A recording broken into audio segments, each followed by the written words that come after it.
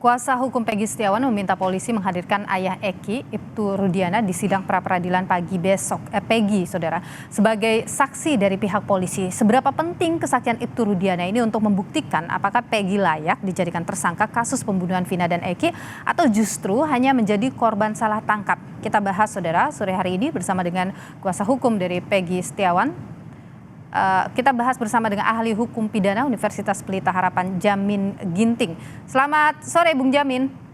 Selamat sore, Mbak Nilo. Ya, Bung Jamin, kalau Anda melihat dari persidangan hari ini, kemudian proses yang berjalan, apakah memang penting untuk menghadirkan Ibtu Rudiana dalam persidangan?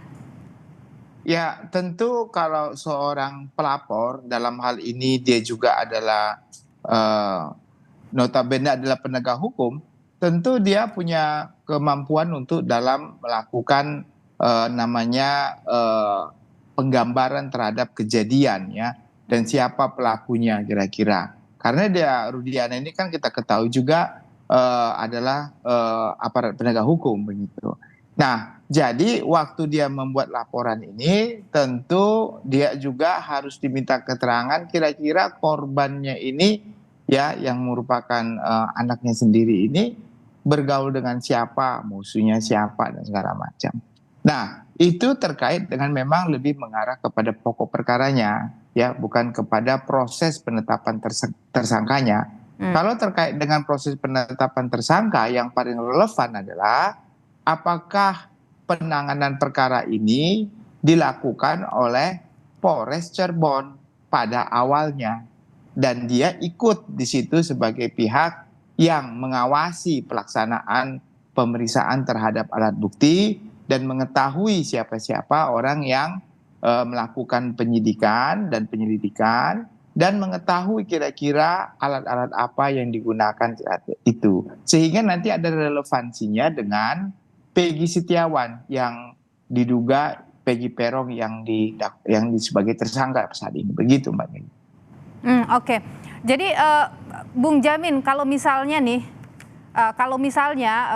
mau membuktikan apakah ini ada kesalahan prosedur dan apakah kemudian benar itu adalah Peggy Setiawan yang dimaksud dalam amar putusan pada waktu itu, siapa yang seharusnya dihadirkan di situ hadir dalam sidang pra-peradilan ini? Tentu yang dihadirkan di situ adalah penyidik yang pertama sekali menangani korban. Nah, dia yang pertama sekali menangani korban tersebut. Lalu penyidik yang memeriksa para saksi-saksi tersebut yang pertama sekali diperiksa tersebut. Dialah yang akan melakukan keterangan bahwa berdasarkan keterangan yang disampaikan para saksi lain, yang dimaksud dengan Peggy Peron yang sekarang ini ditetapkan tersangka sebagai Peggy Setiawan adalah orang yang sama. Nah, nanti itu lebih terang dan jelas. Nah, dasar dia mengatakan sama itu apa? Harus ada bukti. Nah, dasar dia mengatakan sama itu contohnya dari 8 saksi tersebut semuanya menyatakan sama. Mereka melihat bahkan orang yang sama-sama boncengan dengan dia. Itu ya dia kenal sekali tentunya orang dia yang bonceng kan. Nah, itu berarti dia kenal sama-sama geng motor gitu ya. Ini yang paling kuat sebenarnya. Dan juga didukung oleh alat bukti scientific crime investigation. Apa itu? CCTV yang pada saat itu ada di situ dan dimunculkan dalam berita acara pemeriksaan penyidik, tetapi belum pernah dibuka katanya. Itu harus dibuka. Lalu terkait dengan contohnya lagi terkait dengan adanya alat bukti yang melakukan perbuatan itu. Contohnya ada samurai, ada bambu yang dilakukan, pasti kan ada sidik jari di bambu sama di samurai. Siapa yang punya? Di scanner lah, di scanner baru identifikasi terhadap sidik jari. Sama nggak sidik jarinya? Itu bukan sidik jari KTP yang diambil sekarang dengan sidik jari yang diambil oleh Peggy Setiawan, bukan. Sidik jari alat yang digunakan melakukan kejahatan. Iya, baik. Kita tahan di sana, Bung Jamin.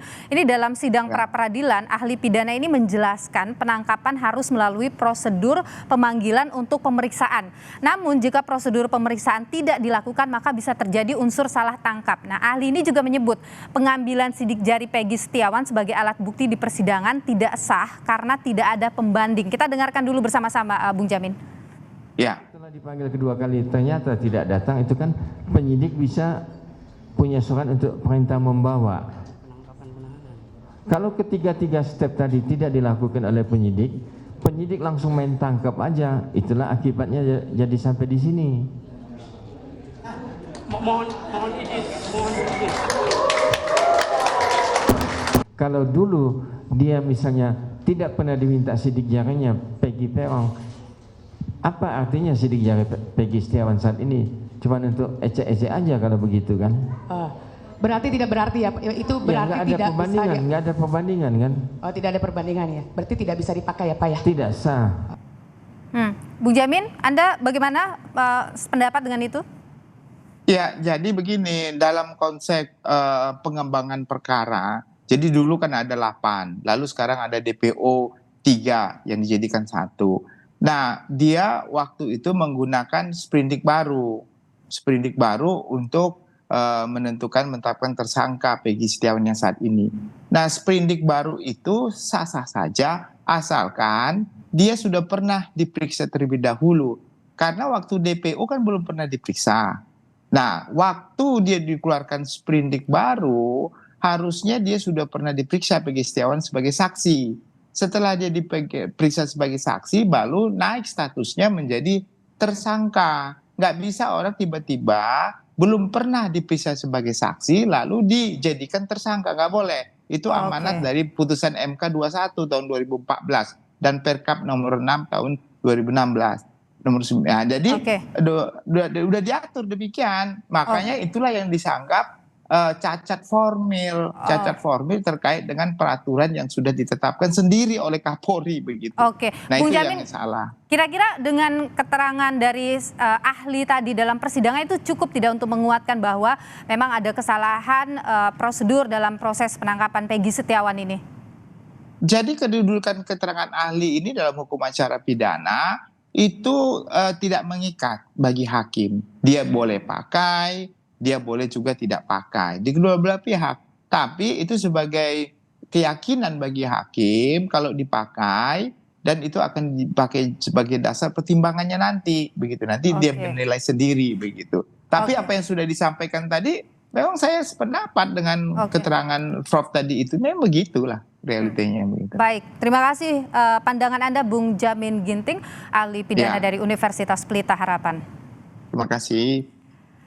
Kami akan kembali, Saudara. Dewan Kehormatan Penyelenggara Pemilu atau DKPP menjatuhkan sanksi pemecatan Ketua KPU Hashim Asyari terkait tindakan asusila.